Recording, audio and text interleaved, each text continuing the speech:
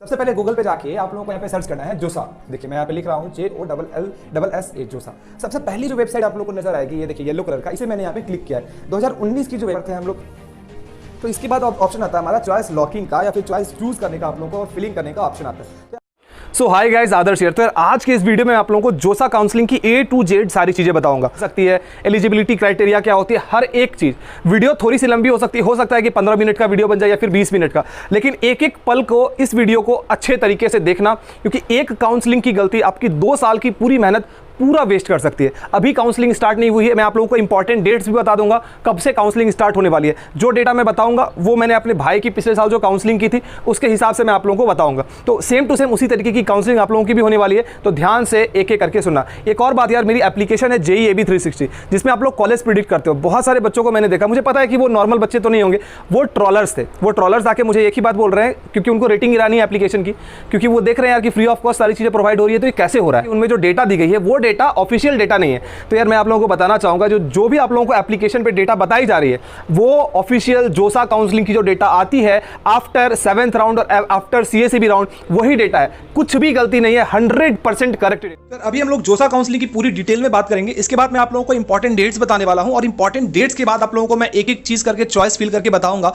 किस तरीके से आप लोगों को चॉइस फिलिंग करनी है। तो इसलिए मैंने शुरुआत में कहा था यार कि वीडियो हो सकता है कि 15-20 मिनट का हो जाए, बट पेशेंसली सारी चीजों को एक साथ देखना है ना। सबसे पहली बात यार कि JEE मेंस या फिर JEE एडवांस जो भी बच्चे एग्जामिनेशन देते हैं उनके लिए होती है जोसा काउंसलिंग। तो जिन बच्चों को डाउट था ये अभी क्लियर हो चुकी होगी। और जोसा की जो काउंसलिंग होती है, हर साल तो ये 7 राउंड में होती थी, इस साल ये काउंसलिंग 6 राउंड में होगी, जोसा की काउंसलिंग। अच्छा, सपोज कि किसी कॉलेज में 100 सीट है, 100 सीट में काउंसलिंग जो हुई 80 सीट फिल हुई और 20 सीट खाली रह गई।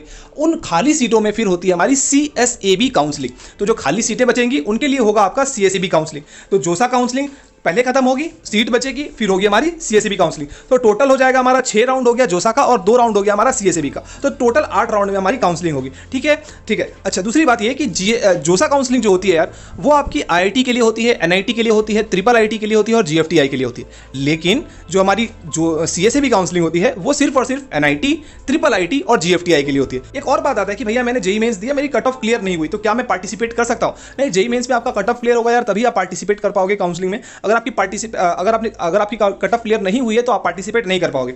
दूसरी बात ये कि काउंसलिंग में आप लोगों का एक आता है ऑप्शन स्टेट ऑफ एलिजिबिलिटी। इसका मतलब ये होता है स्टेट ऑफ एलिजिबिलिटी, जिस जगह से आपने क्लास 12 दिया है वो आपकी स्टेट ऑफ एलिजिबिलिटी हो जाएगी। अच्छा, 1 से लेकर 6 राउंड जो काउंसलिंग होगी आपकी, जिसको हम लोग जोसा काउंसलिंग बोलते हैं, उसका मतलब ये होता है कि उसमें हमारी ऑल इंडिया कोटा होती है, होम स्टेट कोटा होती है, other state quota, GO AP सारी कोटा होती है। लेकिन जब आपकी CSAB राउंड होती है तो CSAB राउंड में हमारा यार क्या बोलते हैं, ऑल इंडिया कोटा ही सिर्फ और सिर्फ होता है। दूसरी बात ये कि CSAB राउंड जब होता है यार, तो वहाँ पे कुछ ऐसे बच्चे भी इस पे पार्टिसिपेट करते हैं जिनकी कट ऑफ वगैरह क्लियर नहीं होती है, तो वो चीज़ें CSAB राउंड में हमारा होता है ना। चलो आगे बढ़ते हैं। उसके बाद एक और बात यार, जब काउंसलिंग आप लोग करते हो तो वहाँ पे आप लोग को चॉइस फिलिंग करना पड़ता है। तो बहुत सारे बच्चों को नहीं पता होता है कि हम लोग कैसे चॉइस फिलिंग करें, कौन कौन सी रैंक पे हम लोगों को कौन कौन सी कॉलेज मिल सकती है। तो आप लोग JEE AB 360 डाउनलोड करो, वहाँ पे अपनी आप रैंक डालोगे, रैंक के हिसाब से और आपकी जो भी SC ST OBC जो भी होंगे उसके हिसाब से जो भी कॉलेजेस होंगी वो आप लोगों को दिखा देंगी। मैं अगेन कह रहा हूँ कि ये आप लोगों के लिए काउंसलिंग तक बहुत इंपॉर्टेंट चीज़ है, बहुत इंपॉर्टेंट डेटा है। मैंने देखा यार कि कुछ बच्चे बोलते हैं कि जो आपने डेटा दिया वो गलत दिया है। यार वो गलत डेटा कैसे हो सकता है? वो डेटा जोसा की ऑफिशियल वेबसाइट की डेटा है,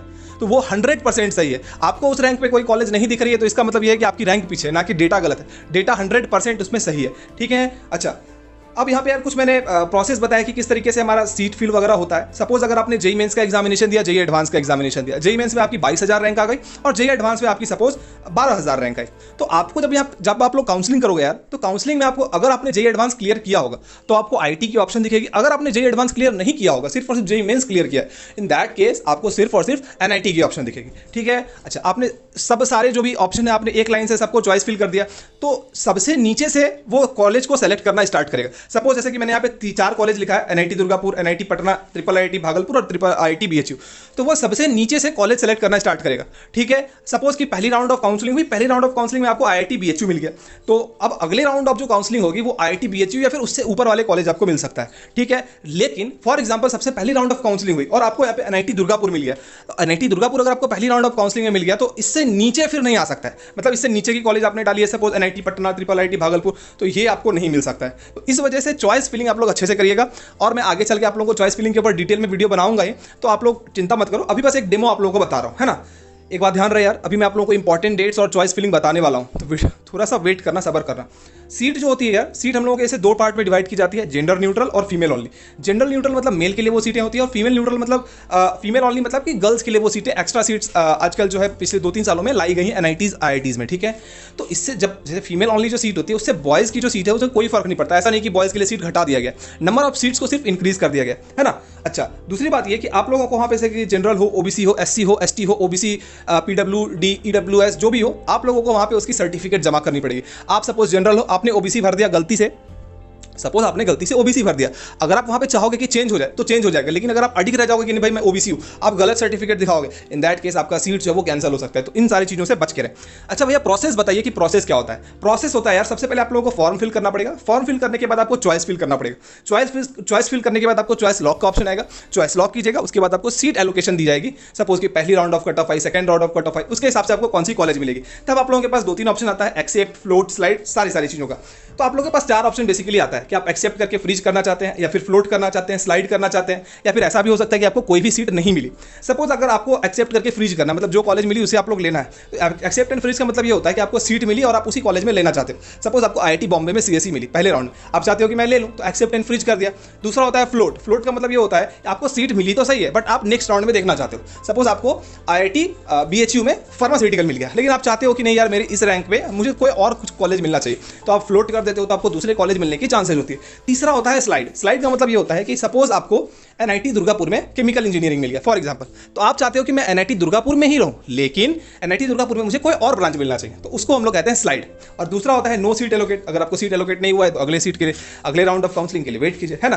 तो ये होगा हमारी काउंसलिंग की प्रोसेस। अब हम लोग इंपॉर्टेंट डेट्स के ऊपर बात करते हैं, उसके बाद मैं फॉर्म फिल करके एक एक करके बताऊंगा। तो यार हमारी काउंसलिंग जो है वो काउंसलिंग स्टार्ट हो जाएगी आपकी 5 तारीख को। तो यार आपकी JEE एडवांस की रिजल्ट आएगी। अब कुछ बच्चे पूछते हैं कि भैया इसमें हम लोगों को इसमें AAT लिखा गया, मुझे समझ नहीं आ रहा कि भैया AAT क्या है। तो जो भी बच्चे यार हमारी JEE BR की एग्जामिनेशन देते हैं, JEE मेंस में BR की पेपर देते हैं, तो उन बच्चों को AAT का पेपर क्लियर करना पड़ता है, तभी जाके उनको IITs में आर्किटेक्चर वगैरह पढ़ने का मौका मिलता है। तो उनके लिए होती है हमारी AAT की एग्जाम। तो AAT की जो एग्जाम है उसकी रिजल्ट आएगी 11 अक्टूबर को। तो 11 अक्टूबर को वो अपनी रजिस्ट्रेशन कर सकते हैं।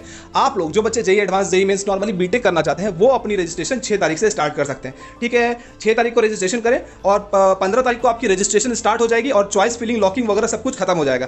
तो 15 तारीख को आपकी पहली राउंड की जो काउंसलिंग करने के लिए जो आप लोग फॉर्म फिल वगैरह जो भी करते हो वो सारी चीज़ें कंप्लीट हो जाएगी। उसके बाद आप लोगों की फिर रिजल्ट वगैरह जो आएगी, पहले राउंड 1 आएगी, फिर राउंड 2 आएगी, टोटल राउंड 6 तक आएगी। ध्यान रहे इस बार राउंड 7 तक नहीं जाएगा, सिर्फ और सिर्फ राउंड 6 तक ही काउंसलिंग होगी आपकी, है ना। सपोज आपकी पहली राउंड ऑफ काउंसलिंग हुई, पहली राउंड ऑफ काउंसलिंग में आपको कुछ कॉलेजेस वगैरह मिल गए, तो आप लोगों को यहाँ पे एक वर्ड लिखा गया है, जैसे कि 16 अक्टूबर को आप लोग डेट देखो, तो वहाँ पे आपकी जो भी डॉक्यूमेंट्स है उन डॉक्यूमेंट्स को वो वेरीफाई करेंगे कि क्या आपके डॉक्यूमेंट सही है या गलत है, जो भी हो उन डॉक्यूमेंट्स को वो वेरीफाई करेंगे। वेरीफाई करने के बाद अगर कुछ गलती होंगी तो आपको वो क्वेरी भेजेंगे, आप उस चीज़ को करेक्ट करो। अगर आप क्वेरी को उस समय तक करेक्ट नहीं कर पाते हो, इन दैट केस फिर आपकी सीट वगैरह कैंसिल हो सकती है। लेकिन आपको वो 2-3 बार क्वेरी वगैरह भेजेंगे, ईमेल पे या फिर फोन नंबर पे, या जो भी हो आपको क्वेरीज वगैरह भेजा जाएगा। उसके बाद आपकी सीट वेरीफाई हो जाएगी। एक बार अगर आपका वेरीफाई सारी चीज़ें हो गई, उसके बाद फिर आप नॉर्मली से फ्लोट फ्री जो भी है वो कर सकते हो।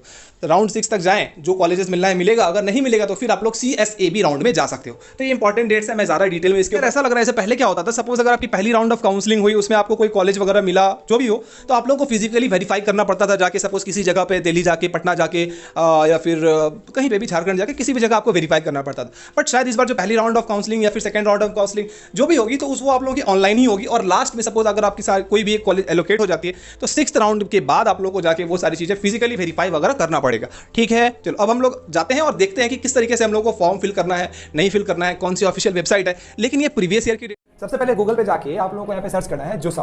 देखिए मैं यहाँ पे लिख रहा हूँ JOLLSA जोसा। सबसे पहली जो वेबसाइट आप लोगों को नजर आएगी, ये देखिए येलो कलर का, इसे मैंने यहाँ पे क्लिक किया है। 2019 की जो वेबसाइट है यही रही। अब यहाँ पे नीचे ग्रीन कलर का भी आप लोगों को बटन दिख रहा होगा, और यहाँ पे ये जो वेबसाइट है ना, इस वेबसाइट को ध्यान से देखें कि ये ओरिजिनल वेबसाइट है। बहुत सारी फेक भी वेबसाइट्स है, तो इसे आप लोगों को ध्यान रखना है कि फेक वेबसाइट्स से आप लोगों को बचनी है। ग्रीन बटन पे यहाँ पे क्लिक करें। उसके बाद मेरी यहाँ पे एप्लीकेशन नंबर और ये सारी चीज़ें भरी हुई है। मैं यहाँ पे बस एक पिन भर दी गई है, उस इंपॉर्टेंट इंस्ट्रक्शन, यहाँ पे सारी इन्फॉर्मेशन मेरी आ गई है, जो कि गलत इन्फॉर्मेशन है, लेकिन आप लोगों की सही इन्फॉर्मेशन यहाँ पे आ जाएगी।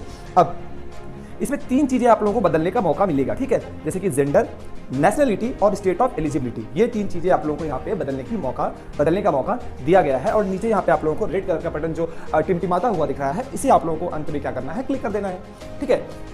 बाकी सारी इन्फॉर्मेशन यहाँ पे जो दी गई है, आप लोग ये मेक श्योर कर लें कि सारी इन्फॉर्मेशन यहाँ पे क्या दी गई है, सही दी गई है। तो अगर आपकी कुछ भी गलतियां वगैरह अगर हुई है, सपोज आपके जेंडर में कुछ गलती हो गई या फिर स्टेट ऑफ एलिजिबिलिटी, मतलब आपने जहां से भी 12th है, यहाँ पे देखिए येलो कलर से मैं दिखा रहा हूँ ना, जहां से आपने 12th किया है वहां पे अगर आपकी कुछ गलतियां हो गई हो, गलती से आपने कुछ और स्टेट ऑफ एलिजिबिलिटी अगर डाल दिया है, तो उसे आप लोग यहाँ पे अभी बदल सकते हो। जैसे कि मेरी तो झारखंड है, तो मैं यहाँ पे झारखंड लिख दिया। वैसे ही अगर आपकी नेशनलिटी में कुछ प्रॉब्लम आई हो तो आप उसे चेंज कर सकते हो।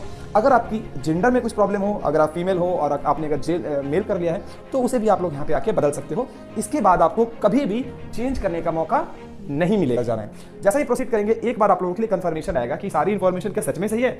अगर सच में आपकी सारी इंफॉर्मेशन सही है तो यहाँ पे ब्लू बटन पे दबाएं, अगर कुछ गलतियां हैं तो रेड बटन पे दबाएं। तो यहाँ पे मैं ब्लू बटन पे दबाता हूँ। ब्लू बटन पे दबाने के बाद एक बार और कंफर्मेशन आप लोगों से मांगा जाएगा। इसे कंफर्म करने के बाद आप आगे बढ़ से अब सारी चीजें यहाँ पे आप लोगों को दिख जाएगी, आपकी इन्फॉर्मेशन, कितनी सारी चॉइसेस हैं आपके पास, कितनी सारी चॉइस आप फिल किए हैं, ये डैशबोर्ड आप लोगों के सामने यहाँ पे नजर आएगी। इंपॉर्टेंट कुछ एडवाइस दी गई है। ये एडवाइस दी गई है कि आप लोग जो जब चॉइस फिल करते हो या चॉइस चूज करते हो, तो उसे आप लोगों को अच्छे से चूज करना है, ध्यान में रख के चूज करना है कि जो भी आप चीजें चूज कर रहे हो कुछ गलतियां उसमें ना हो, और जो आपकी प्रायोरिटी है वो प्रायोरिटी इसमें क्या है, बनी रहे। ऐसा ना हो कि आप जिस कॉलेज में जाना चाहते हो कुछ और कॉलेज को भर दो और गलती होने के कारण आपको वो कॉलेज नहीं मिल पाए।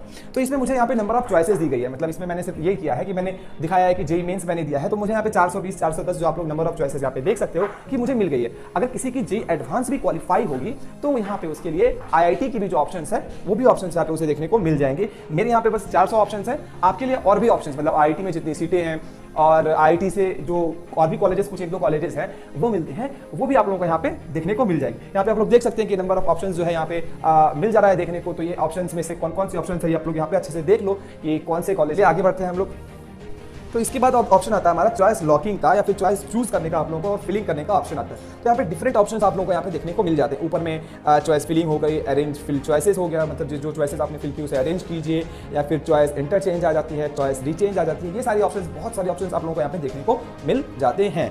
तो इसमें क्या है कि अब देखिए यहाँ पे बहुत सारे ब्रांचेस कौन कौन से आप लोगों के लिए अवेलेबल है, ये सारी चीजें आप लोगों को इस कॉर्नर में दिख रही है, जहाँ पे मैं येलो कलर का कर्सर से आप लोगों को दिखाने की कोशिश कर रहा हूँ। इस जगह आप लोगों के लिए जो भी ब्रांचेस अवेलेबल है वो सारी ब्रांचेस यहाँ पे आप लोगों को दिख जाएंगी। आप लोग नीचे स्क्रॉल करके ये देख ले कि और मेक श्योर कर ले कि कौन कौन से ब्रांचेस आप लोगों के लिए है। अब इस जगह इंपॉर्टेंट क्या ध्यान में रखना है, देखिए यहाँ पे जैसे कि आईआईटीज और ट्रिपल आईआईटीज कौन कौन सी चीजें अवेलेबल है, ये भी आप लोगों को ब्रांच वाइज या फिर कॉलेज वाइज आप लोग देख सकते हो। ये चीज बहुत ही क्रिटिकल है। यहाँ पे आप लोगों को ये ध्यान रखना है कि कौन सी सबसे अच्छी चीज आप लोगों को मिल सकती है, उसे आप लोगों को प्रायोरिटी में नंबर 1 देना है। उसे आप लोगों को प्रायोरिटी में क्या करना है, नंबर 1 देना है। सपोज आपको आईआईटी मुंबई मिल सकती है, लेकिन आपने क्या किया कि आईआईटी मंडी को नंबर 1 पे डाल दिया, तो आपको आईआईटी मुंबई नहीं मिलेगी, आपको आईआईटी मंडी मिल जाएगी। या फिर अगर आपको आईआईटी खड़गपुर चाहिए और आपने आपकी रैंक भी उतनी अच्छी है, लेकिन आपने क्या किया कि सबसे पहले आपने क्या किया कि कोई पीछे वाली आईआईटी, शायद आईआईटी जोधपुर को आपने डाल दिया, तो आपको आईआईटी जोधपुर मिल जाएगी, आईआईटी खड़गपुर नहीं मिलेगी। तो यहाँ पे मैंने कुछ चीज़ों को, यहाँ पे देखिए ग्रीन कलर का ऐड बटन आता है, उससे मैंने कुछ सब्जेक्ट्स को, कुछ स्ट्रीम्स को मैंने यहाँ पे चूज किया है। अब ये आपकी प्रायोरिटी वाइज होनी चाहिए, कि आपको सीएसई चाहिए या फिर कंप्यूटर साइंस या फिर इलेक्ट्रिकल या फिर इलेक्ट्रॉनिक्स, जो भी चीज़ें आपको चाहिए उस हिसाब से आप लोगों को क्या करना है, चूज कर लेना है कि भैया मेरे को तो इलेक्ट्रॉनिक्स एंड कम्युनिकेशन ही चाहिए, तो उसे आप लोग चूज कर लो। ठीक है, ब्रांच वाइज, इंस्टीट्यूट वाइज सारे तरीकों से आप लोग यहाँ पे चूज कर सकते हो। जैसे कि आपने ट्रिपल आईटी लिखा, ट्रिपल आईटी लिखने के बाद आपने एनआईटी को टारगेट किया, एनआईटी को लिखा, एनआईटी लिखने के बाद कौन कौन सी एनआईटी है वो आपने देख लिया। उस एनआईटी के आने के बाद उस एनआईटी को क्या किया आपने, ऐड और सब्ट्रैक्ट, जो भी सारी चीजें करना है वो सारी चीजें आप लोग आराम से कर सकते हो। ठीक है, तो ये तो सारी चीजें होंगी जब आपने भर लिया। अब एक और चीज आप लोगों को मजेदार में दिखाता हूँ। ठीक है, पहले ये सारी चीज़ों को अपने क्या किया, ऐड जो है वो कर लिया। अब जैसे कि मैं सपोज कि चाहता हूँ कि किसी भी चीज़ को ऊपर नीचे करूँ, वो भी मैं आप लोगों को करके दिखाता हूँ कि भैया एक डाउट आती है ना कि क्या मैं कोई चॉइस को अगर फिल कर दूँ तो हटा सकता हूँ या नहीं हटा सकता हूँ, वो सारी चीज़। पहले सपोज कि आपको एनआईटी जमशेदपुर चाहिए, तो मैंने क्या किया, एनआईटी जमशेदपुर को सेलेक्ट किया। एनआईटी जमशेदपुर को सेलेक्ट करने के बाद जो ब्रांचेज मुझे चाहिए उन ब्रांचेज को मैंने क्या किया कि उन ब्रांचेज को मैंने यहाँ पे सेलेक्ट कर लिया कि भैया मुझे कंप्यूटर साइंस सबसे पहले चाहिए, इलेक्ट्रॉनिक्स एंड कम्युनिकेशन सेकेंड में चाहिए, और कोई फलाना डिकाना कॉलेज मुझे थर्ड और फोर्थ में चाहिए। ये मैंने सेलेक्ट कर लिया। सेलेक्ट कर लेता हूँ यार, जरा क्लिक नहीं हो रही है, पता नहीं कंप्यूटर का थोड़ा इधर है, तो हाँ सेलेक्ट कर लिया। अब देखिए इतने सारे चॉइसेस मेरे साथ फिल हो चुकी है, इतनी सारी चॉइसेस मैंने फिल कर लिया। अब इसमें आपको चाहते हो कि किसी चीज़ को मैं ऊपर करूँ, किसी चीज़ को नीचे करूँ। ठीक है, सपोज कोई एक चीज़ को आप यहाँ पे चाहते हो कि मैं हटा ही दूँ, सपोज इस वाले नंबर को आप चाहते हो कि हटा दूँ, तो रिमूव के ऊपर बटन पर क्लिक करें। रिमूव के ऊपर जैसे ही आप लोग यहाँ पे क्लिक करोगे तो जिस चॉइस को आप हटाना चाहते हो वो चॉइस यहाँ पे हट जाएगी। देखिए हट गई, यहाँ पे ऑप्शन आ रहा है, क्लिक करें ओके। ओके पे जैसे ही क्लिक करेंगे वो चॉइस आपकी हट जाएगी। जब तक आपकी चॉइस फिलिंग मतलब आप सबमिट नहीं करते हो तब तक कुछ भी चेंजेस अगर आप करना चाहो वो चेंजेस आप लोग कर सकते हो। अगर आप किसी ब्रांच को ऊपर करना चाहते हो या नीचे करना चाहते हो, सपोज ऊपर करना चाहते हो तो आपके ऊपर क्लिक करें तो ऊपर हो जाएगी।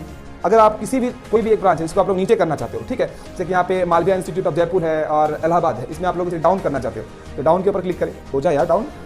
पता नहीं यार, थोड़ा लैपटॉप का थोड़ा इशू आ रहा है। डाउन के ऊपर क्लिक करें तो यार देखिए डाउन हो गई। तो इस तरीके से आप लोग ऊपर या नीचे अपने हिसाब से सारी चीज़ों को क्या कर सकते हैं और अरेंज कर सकते हैं, ठीक है। तो मेन बात इसमें यही आती है, जो एक पहले भी मैंने वीडियो बनाया था, असल बात इसमें ये आती है, आप लोगों को बस यही चीज़ ध्यान रखना है कि जो ब्रांचेज आपको सबसे अच्छी ब्रांचेज मिल सकती है उसे आप लोगों को सबसे ऊपर डालनी है, ये नहीं कि नीचे डाल दिए। और उसके बाद क्या होता है कि काउंसलिंग में क्या होता है ना, कि काउंसलिंग में ये होता है कि सपोज आपको आपने 20 चॉइस को फिल किया, 20 चॉइस फिल करने के बाद आपको 10वीं नंबर की कॉलेज मिल गई, 10वीं नंबर की कॉलेज मिल गई, तो इसका मतलब ये है कि आपको मिनिमम 10वां नंबर कॉलेज तो मिलेगा ही, और फर्दर राउंड में अगर आपको और अच्छी अगर और कट ऑफ अगर नीचे जाती है तो 9वां मिल सकता है, 8 वाला भी कॉलेज मिल सकता है, 7 वाला भी कॉलेज मिल सकता है, 6 वाला भी कॉलेज मिल सकता है, 5 वाला भी मिल सकता है, 4 वाला भी मिल सकता है, लेकिन 10th के बाद वाला कॉलेज आपको नहीं मिल सकता है। मतलब बात को समझ रहे हैं, आपने 10 चॉइस को फिल किया और 10 चॉइस को फिल करने के बाद आपको ऊपर वाला कॉलेज जो है वो मिल सकता है, नीचे वाली कॉलेजेस जो है वो सारी कॉलेजेस आप लोगों को कभी भी नहीं मिल सकती है, ठीक है। तो यहाँ पे जैसे कि मैं सेव कर देता हूँ, और सेव क्यों करना पड़ता है ये आप लोगों को अभी पता चलेगा। जैसे कि मैंने यहाँ पे सेव कर दिया इस चीज़ को, तो सेव करने के बाद मान लीजिए कि कभी कभी क्या होता है कि सेशन फेल हो जाता है, तो सेशन फेल हो जाने के बाद ये सारी चॉइसेस जो है आप लोगों के पास यहाँ पे बच जाती है, टोटल नंबर ऑफ चॉइसेस जो है आप लोगों के पास रह जाती है। तो इससे क्या है कि प्रॉब्लम नहीं आता। और एक बात, नीचे आप लोगों को यहाँ पे एक मीटर दिख रहा है, इस मीटर से क्या होता है कि सपोज आपको मैंने दिखाया था 420 सीटें आपके पास बाकी है, अब उन 420 सीटों में से आपने क्या किया, सिर्फ 10 और 12 सीटें बनी, तो इसलिए दिखा रहा है इतने नंबर ऑफ सीटें। मतलब ये कि आपके पास जितने भी चॉइसेस आपको दी गई हैं आप सारे चॉइसेस को फिल कर सकते हो। कोई भी ऐसा नहीं है कि आप 1 को फिल करो या 2 को फिल करो या 3 को फिल कर सकते हो, ऐसा नहीं। आपके मन में जितना भी आए आप उतने नंबर ऑफ सीटें जो हैं उन सारी सीटों को फिल कर सकते हो, कोई भी इशू नहीं है। अब यहाँ पे डिफरेंट सॉर्ट ऑफ थिंग्स दी गई है कि क्या क्या ऑप्शंस हैं, इन ऑप्शंस को आप लोग देख लो। अब फ्यूचर के लिए मैं कह रहा हूँ कि चैनल को मेक श्योर कि सब्सक्राइब कर लें, ताकि इसी तरीके की एजुकेशनल वीडियोस आप लोगों को मिल सके। और ज़्यादा कुछ मैं कहूँगा नहीं, और अभी बहुत सारी काउंसलिंग से रिलेटेड वीडियोस आने वाली है, कितने नंबर पे कौन से ब्रांच मिलेगी, कौन सी कॉलेज मिलेगी, तो मेक श्योर कि सारी वीडियोस को अच्छे से देखो ताकि कोई भी प्रॉब्लम नहीं आए। और होपफुली आज की जो स्पेशली जो मैंने आप लोगों के लिए वीडियो बनाई है, ये वीडियो आप लोगों के लिए काफ़ी ज़्यादा हेल्पफुल रही होगी, काफ़ी ज़्यादा मज़ेदार रही होगी। तो लेता हूँ अलविदा, मिलते हैं अगले सप्ताह और एक एजुकेशन वीडियो।